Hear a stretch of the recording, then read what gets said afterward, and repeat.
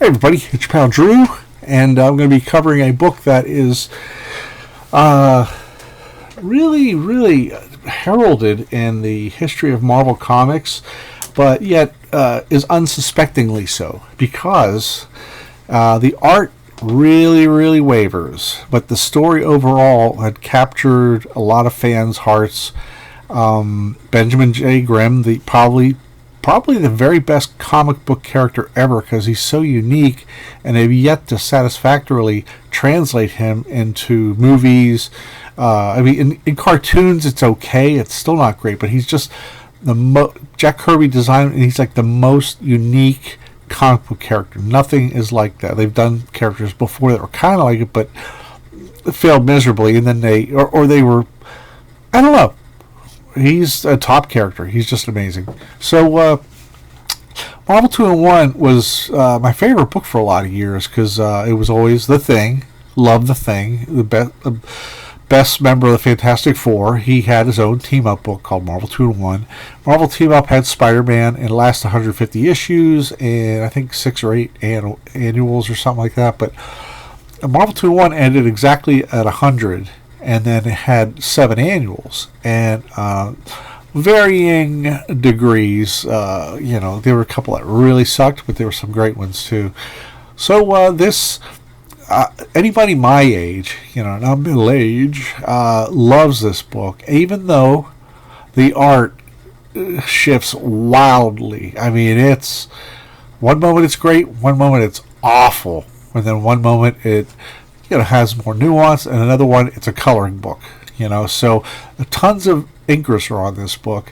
Frank Giacoia did the cover, which I like a lot, but I wish he could have done something with the leggings and the leg and the arm there because he just looks so generic without it. If you add that in there, it'd be a perfect cover.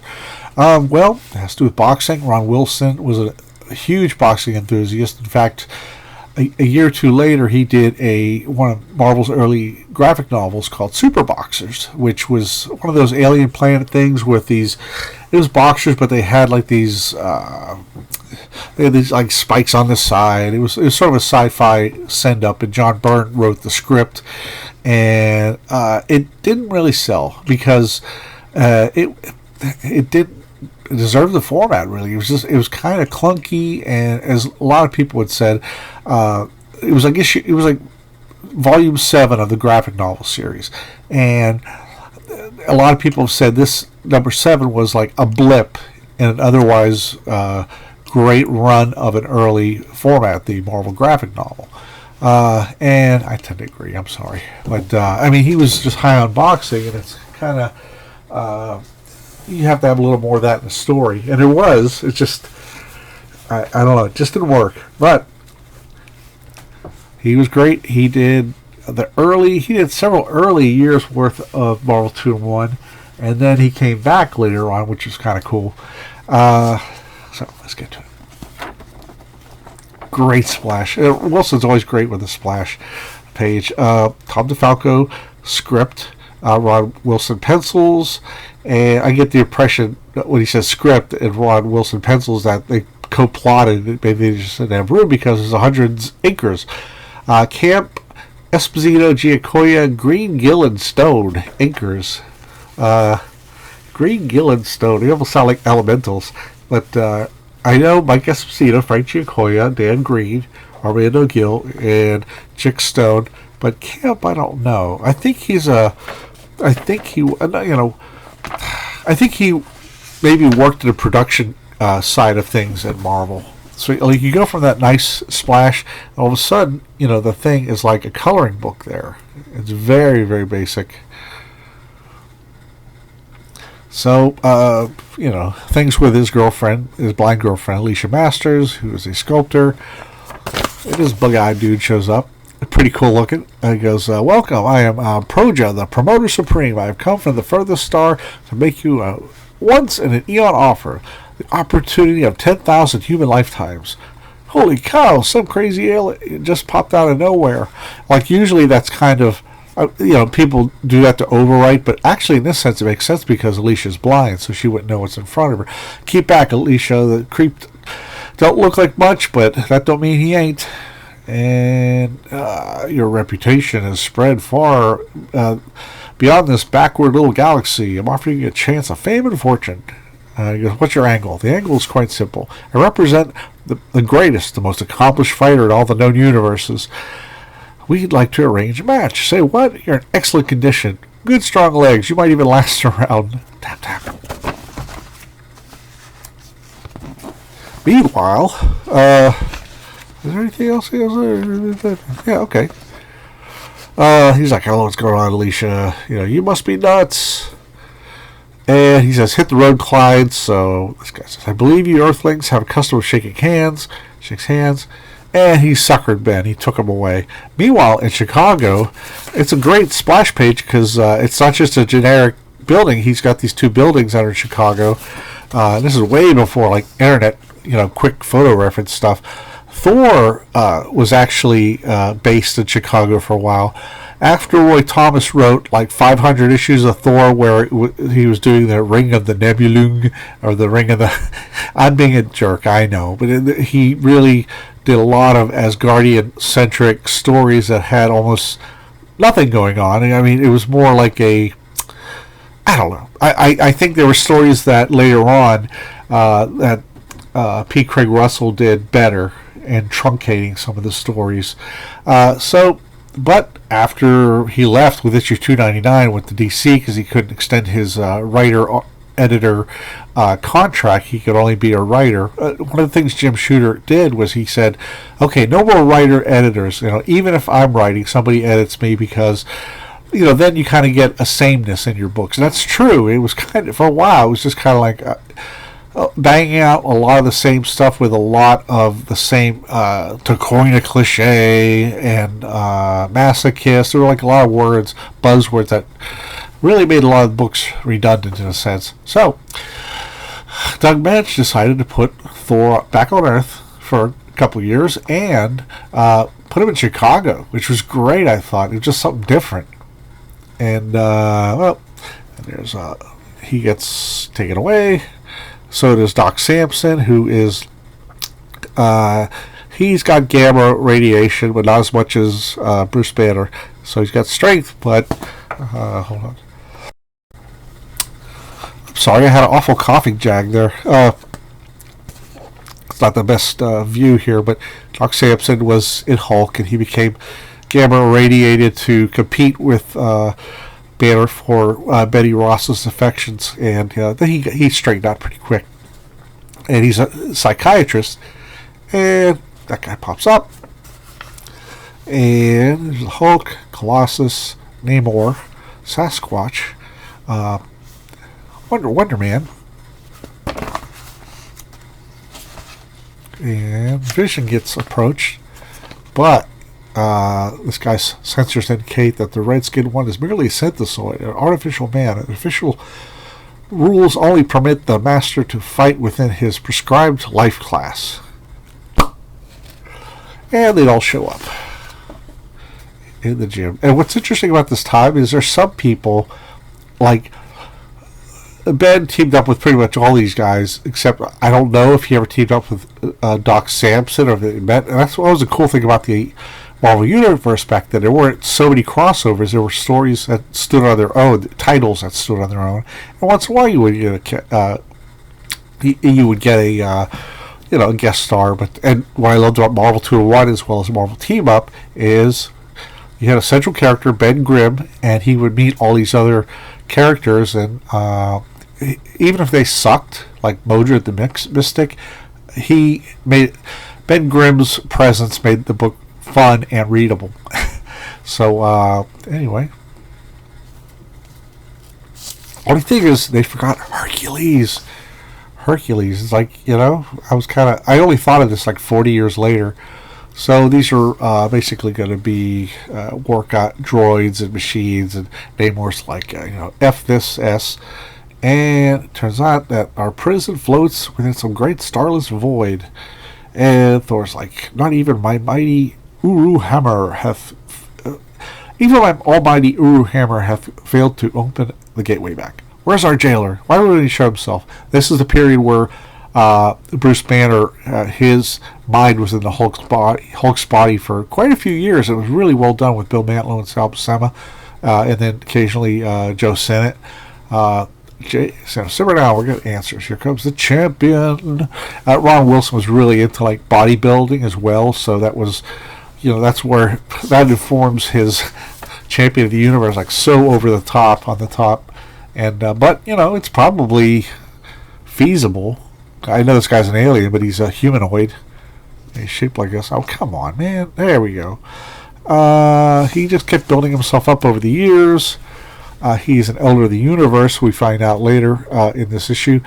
And the same as the Collector, the Gardener, the Grandmaster, that kind of stuff. So when they meet later on, years later, it's really cool. So let's take them. And they all get dispersed. You must fight me on my terms. Just think what my power could do to your helpless homeworld. He's right. We have no choice. We'll have to go along with him for now. So they have these little, what are they called? Well, they're going to be coaches, Although that looks like a Seagramite, that one of Bob Layton's characters. This came after the Hulk miniseries.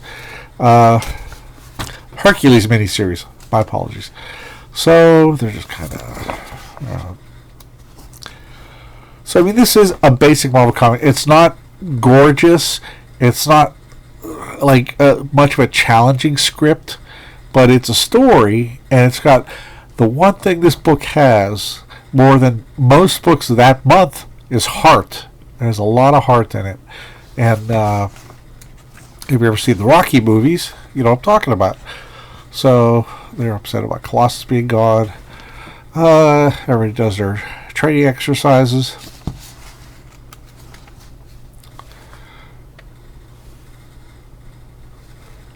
I like that panel.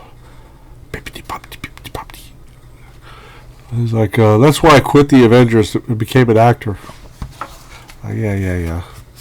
So, for some reason, the Thing is chosen to be the poster boy for this fight. The alien shows up at the Daily Bugle, and he's like, I bring you news of the most thrilling, chilling boxing match the world will ever be privileged to witness. And it's just weird they picked him out of all of them. But, I mean, it makes sense. That's great. Time Magazine, Sports Illustrated, and Daily Bugle are magazines that existed in physical form, and you would pay, you'd pay, however, a couple dollars, and you would take it home. And if you need to recycle it or throw it away, I'm just explaining to the young ones how all the magazines were printed back then. The availability of the internet was around for quite a while. Here's the thing, though. Iron Man, why wasn't I kidnapped too? Maybe our alien's a male chauvinist. And after he said that, I kind of thought, I wonder why she wasn't chosen, because she's definitely in the same weight class as Doc Samson. They both have gamma radiation that is not as strong as the Hulk's, but I think that'd be an interesting fight between her and Doc Samson alone. Because Doc Samson, when he pulled him, I'm like, him? He's kind of a lightweight.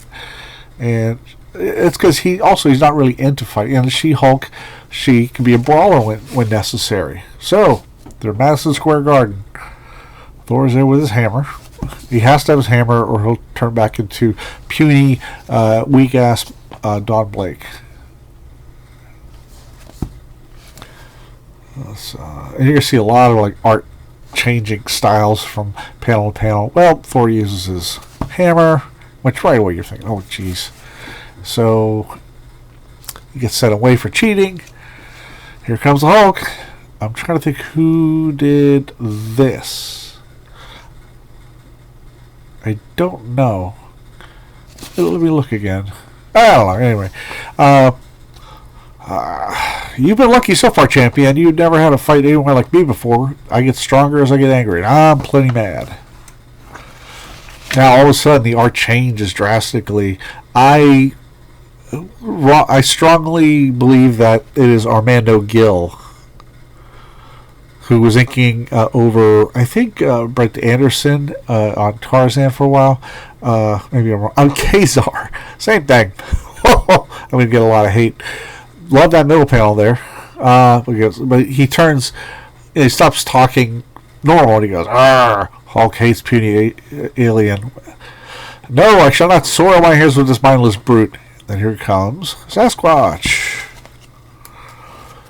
And he gets the tar beat out of him. And that's a brutal. I love that it's a wordless panel, too, where Sasquatch is like spitting out.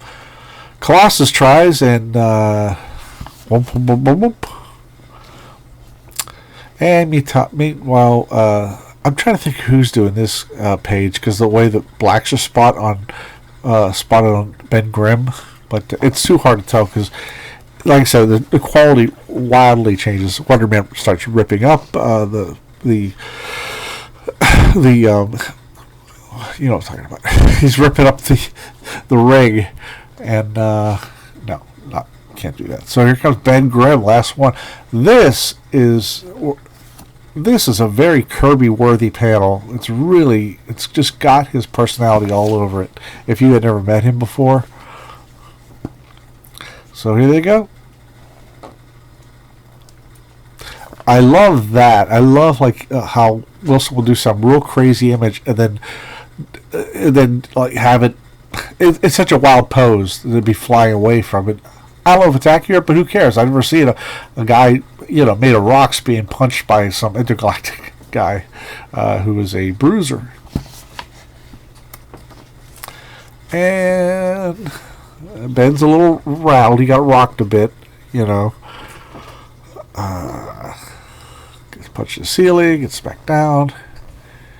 Bam. Champion, I suppose I must award you a TKO. Don't believe it. I ain't even begun to fight. Like, this isn't a fight, it's a massacre, dear me. Thing's been beating the counts, but just barely. How much longer can his luck hold out? So he does the old tackle thing where, if you're worn out, you buy time by doing that for, a few seconds or half a minute or something.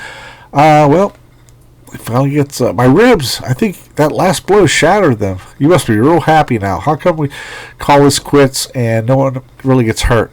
No! That's a great page. And I love the multi-figure rolling into the corner there.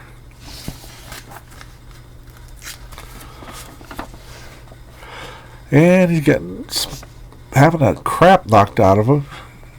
Legs are collapsing beneath me. Right eye swollen shut, but I can't let go, not yet. My only ally is time. Got a hold till clang, clang, clang with the trolley. I did it. Lasted 3 complete rounds, but you'll never survive a 4th. Thus, I must stop and declare a winner. Boom. That's cool. I wonder if Armando Gill inked that, or if Bill Sienkiewicz happened to be stopping by, because it just has that really, really neat, rendery image that. Hold it. This fight ain't over yet. Not by a long shot. You only want a technicality. You didn't beat me. You'll never beat me. I'm just too stupid and ugly to know when to quit. And of course I can't get to the next page.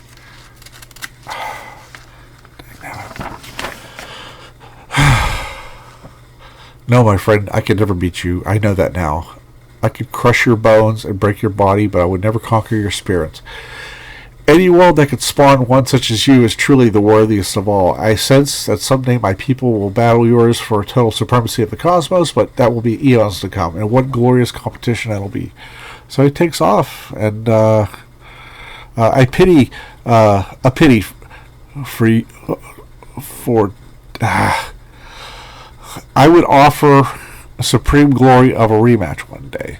No thanks, that's all I could stand. Boom. And that's a great ending there. It leads into issue 96, where he's in a hospital and all these supervillains trying to attack him, kind of like when Reed and Sue's wedding happened in Fantastic Four number 3 annual. So anyway, like I said, it's this book is sloppy in a lot of places, but it's got a lot of heart, and there's a lot of people I know that really, really cherish this story. I mean, for the reasons I've outlined. It's like Ben Grimm, You know, he's one of us. He's not one of, he's not a god. He's not a gamma spawned inhuman creature. He's just a regular Joe and a regular Ben. So I hope you like this. If this is your new view of it, I hope you liked it. And I had to spoil it because I couldn't end it. It just would be very unsatisfactory in my opinion. I generally don't do spoilers. But I hope you like this. Please leave comments below if you remember when this came out. Like, what store did you buy it at? Where were you? Were you home? Were you with family? Did you usually not buy this book, but you bought it because of this cover? Did you, just tell me what you think. There's a ton of memories, and there's people who may not like this issue either, but I'm grading on a curve because back in the early 80s, it was kind of the Wild West when it came to banging stuff out, and there was some real great highlights, and there was stuff like this that someone who's not interested in this, they could dismiss the cover and say, oh, it's silly or whatever. And that was my first impression when I first bought it. There was no question I was going to buy it because I always bought Marvel 2-in-1. But then when I read the book, it just really, really sucked me in, and it's been, like I said, it's been applauded because of all the heart that's in this storyline. It's been on some lists of like 100 best comics, superhero wise. That's it, everybody, and I will talk to you all later. Bye.